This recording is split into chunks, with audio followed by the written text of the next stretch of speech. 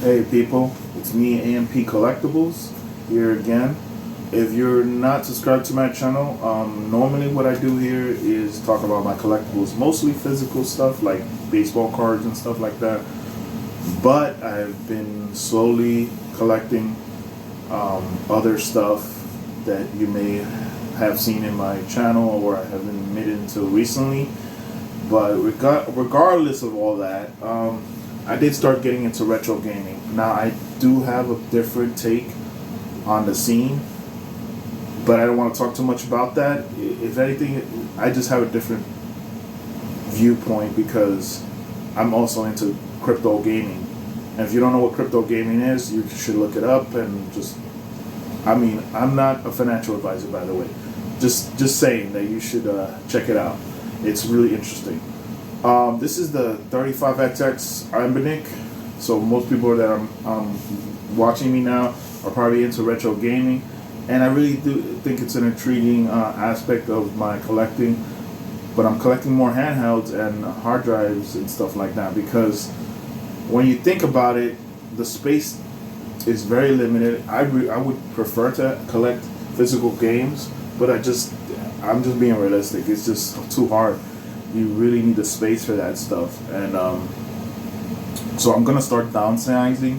So you may see a link of my eBay and just keep watch. You'll see some games being sold there and whatnot. Just the ones I think I can live without and whatnot. So yeah, check it out. Let me know what you guys think. I can ship as promptly as possible. So I'll let you know otherwise. But yeah, I started really getting into this stuff in the last 6 months, even though I have a history of retro emulation with usually my computer or my phones. So this is the first time I'm doing dedicated handhelds, and I do have like an old GBA here, I think. I'll show you right now. I have it. I mean, not GBA. DS Lite, which has a case on it. As you can see, it's kind of dirty. I haven't played it in a while. But what game do I have in here? I have Fire Emblem, the Sacred Sword. Yeah, which is probably the second game that was on the DS when it comes to Fire Emblem. And yeah, one of my favorite games, even though it doesn't even save. That's like one of the ones that I got back in the day, and it used to save, but then now it doesn't. There is permanent death in there. What else? I have this Retro Challenge XC game. So yeah, you guys know I am a gamer. But let's just go back into the overall review of this. That's what you're gonna see in the whole video in general is about that, and I will be talking about the H and the Plus in the video. But unfortunately, I was supposed to get the H today, but some nefarious people might have done some fishy stuff, and if it was the delivery person or a neighbor, hopefully they needed it more than I did. But if they didn't and they're just thieves, then I hope something bad happens to them. I'm sorry. I'm a God-loving person, but at the same time, that really does piss me off. I understand it's hard times right now, but my look, I don't want to keep rapping because it's gonna, Anyway, you know how many times I've done this tape, but you're gonna just see that. Shout outs to Johnny Millennium. Shout outs to I don't know his name, but it's a new channel that I'm watching, Two Live Tech. Go check his channel out. Go check out Russ from Retrocore. Those are all shout outs. I'll leave a link to all of them right now. Johnny from Happy Council Gamer, that's what I was referring to. And I think some people may know he's very popular. He doesn't even need my shout out, to be honest with you, but the other small channels may need it, so just check them out, like I said. And I'll see you in another video, because basically this is the beginning of the video, but you'll see more obviously later. All right, sirs and ladies and gentlemen, back again. Did wanted to film this at a later time because something happened in the between time. So this is actually the second part to the video. But anyway, so as you see, I'm in RetroArch. I mean not RetroArch, Onion OS. But it does have a layer of RetroArch, as of what you can see. You could go in there directly, check out all the stuff that it gives you a little bit more in-depth options. So if you like to tinker, that's the good part of this. You're gonna have to also learn separate hotkeys. But as you can see here, you go into the consoles, the themes. It has a lot of preloaded themes in here already, as you can see. It's pretty cool. So I like that you can change. Oh, this Cyberpunk one looks pretty cool. So let's check it out. We'll see what happens here, how it looks, comparison. I guess I gotta reboot it for that, so I may do that. This is the last game I was playing. I don't particularly enjoy this side that much. Only if it's good to have, because I can be more fine-tuning everything on Garlic OS, so it is slightly better if you're into that.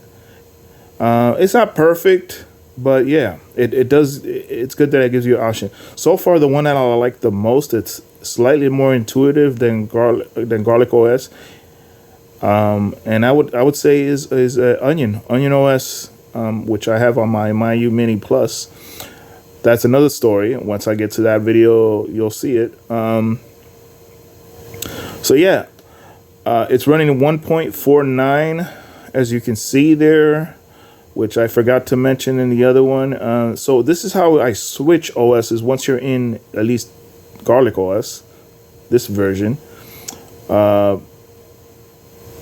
So you go to consoles and you go to apps. You have to go there. And as you can see here, there's some features here that are interesting. Gives you a little bit of overview. You have a dark mode. You have a way to mount your SD card or TF card, whatever they want to call it. You could turn off the BIOS on the PlayStation for some reason, or turn off special BIOS, I guess. Restore, swap. I don't know what that does. You could get into the terminal. Haven't tried it, but that's a good feature to have. And then you can switch the OS, which, yeah, I'm going to do. Maybe even come back to this OS to show you the process. You have to, once you do that, you have to turn it back on.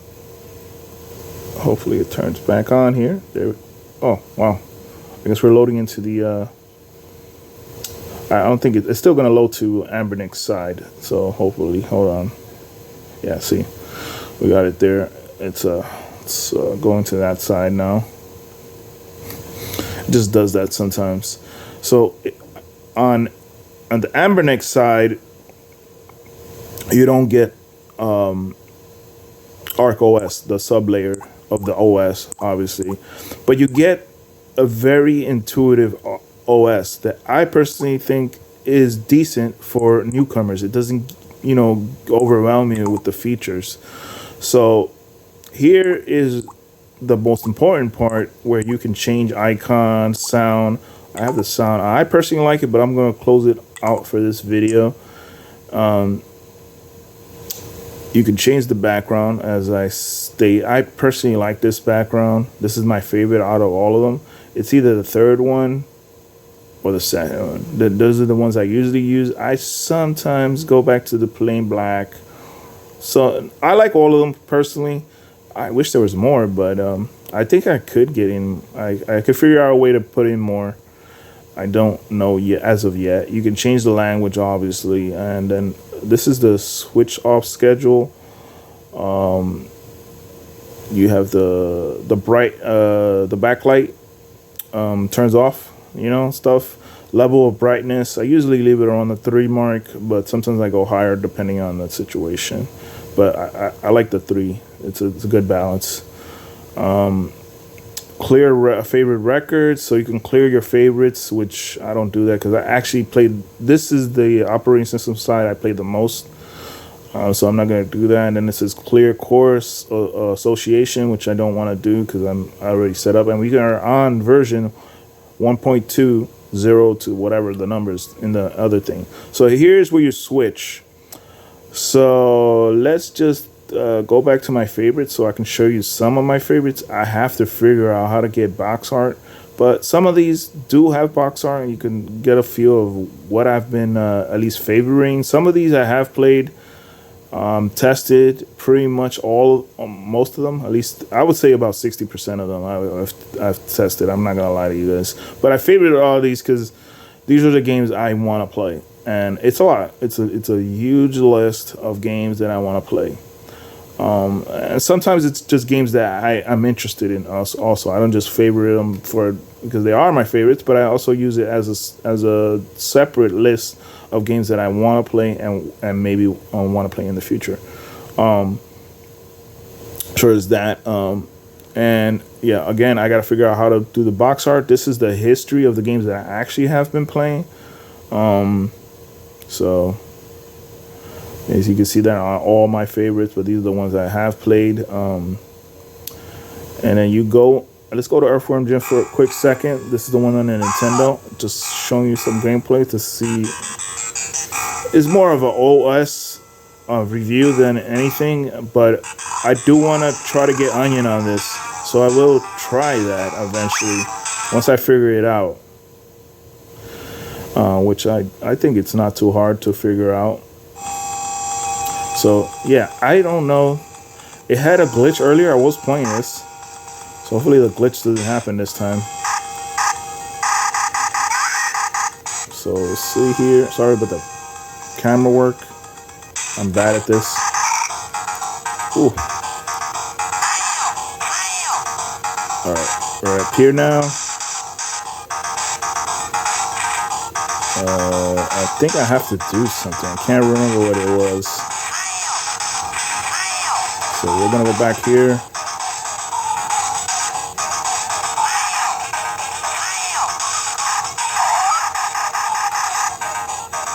Let's see, what was I supposed to do?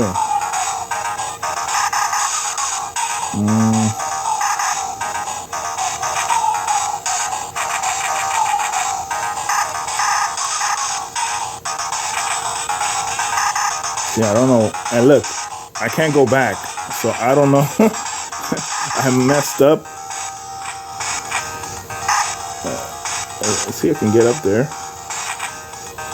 And there's a blue thing there, as you can see. So I don't know. Is it glitching? I think it is. So I don't know why it does that. I don't remember. I remember that I was able to go back. So that's just weird. Like, I don't know if it's made it harder and this is a different version. Let me know. Okay, I guess that's what I was supposed to do. And I just forgot. I forgot all the moves, you know.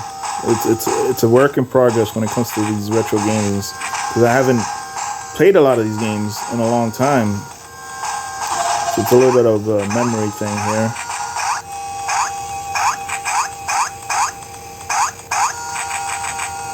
Oh. But it's like a bike. You gotta get back on it and usually start remembering things. Okay. Sorry about the camera work again.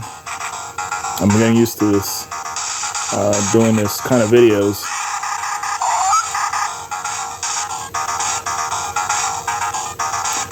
So yeah, this is fun, you know, visiting games you used to play. So let's get out of this one. You could save it from here if you wanted to, restart. So like, this is how I mean, it's just very easy, nothing to it. When you go to the other side, Garlic OS, there's a lot of differences. If you're more technically sound, you'll like that part of it about Garlic OS, and I get that.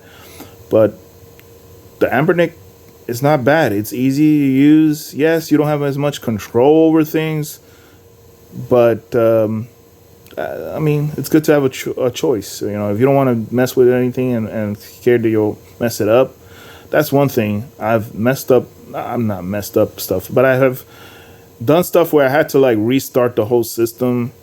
Not on this particular model, but in another console I have. So, you know, I get that too. You don't want to be too fiddling around. That's going to mess up what you have so far. But remember, you got to have some exploration aspirations to make this console better than it can be. You don't want to just, you know, do the bare minimum. Yeah.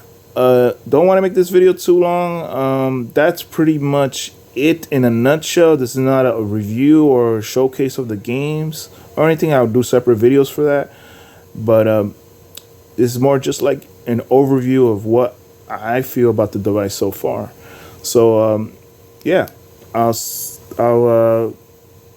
leave it at that for this side of the video, and then you'll see the other stuff spliced in to make it a whole more in-depth video.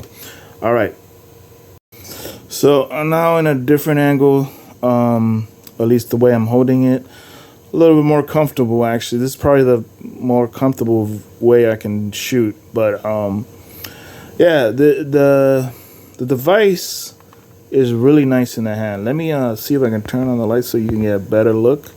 All right, here we go. So the device is really good in the hand. It does obviously resemble the Game Boy. Again, this is the 35XX, as you can see there in the back. The buttons are for the Plus does have a change in the back buttons where they're a little bit elevated, where it does feel more ergonomical. Finally got that word to sound right out of my mouth. And the clear is a lovely color clear here that we have. Let me back out. As you can see, the buttons that I'm showing you here now, the D-pad is really good.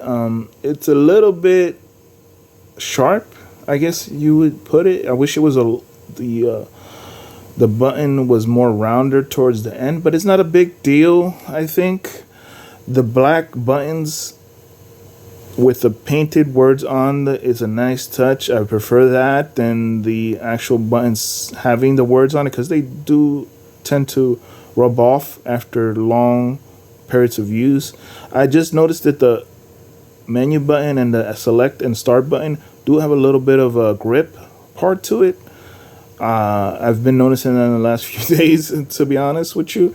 And then this also has out, so it can be consoleized, which is nice. That was a feature I thought, you know, I mean, I have devices for that, but I don't necessarily want that. But that's a good choice for, like, if I'm out and about, you know, traveling. That's a good feature. That's what the feature is a knockout for me, because I don't travel that often, but it's nice to have, you know, if you know, when you do travel, you have a good, you know, way to plan that out. So yeah, now the prices on this device is really getting outrageously low. Sorry. For the price now, I think you're averaging about $50, give or take. And that is a good price for this device. Is it worth it now? I guess no, to be honest with you. If you're a collector, then yes. Obviously, this particular color is my favorite color in the original color wave. Again, I mistakenly purchased this instead of the Plus. The Plus does have a feature that I really do like, and I think I may buy just for that reason. You can actually take out the battery at an easier way, and the buttons are better. It does have Wi-Fi and Bluetooth, all the other stuff that I just mentioned, which adds more versatility to it. not that it's hard to open and, you know, replace the battery, but it is a nice feature that adds to the whole aesthetic of the thing. So I am contemplating on purchasing that. But I do have the H on its way, so I'll give you a more in-depth review on that. This has a slightly less chipset, which does make it somewhat collectible in my eyes. Yeah, but who am I? I'm just a guy on the internet, right? I'm just saying, in my opinion, it does make it a slightly more collectible because there's a way to make it a difference. Just like the Plus is different from the H with its slightly different features, especially the fun factor between the H and the Plus. So I may pick. That's a long way to say that I may pick up another console in the series, which, yeah. So hope you enjoyed the video. I know it was a little long, but did want to make a video explaining everything I feel about this device. And yeah, tell me what you guys think. Subscribe if you haven't, sorry. And check out all the people I shout out. I do want to give a quick shout out to 2Live Tech. I believe that's how you call his name. Really enjoy his channel. Check him out. He's a fellow gamer / in the same ballpark of my primos. You know what I'm saying? So anyway, I'll see you guys in the next one. You know what to do. Later.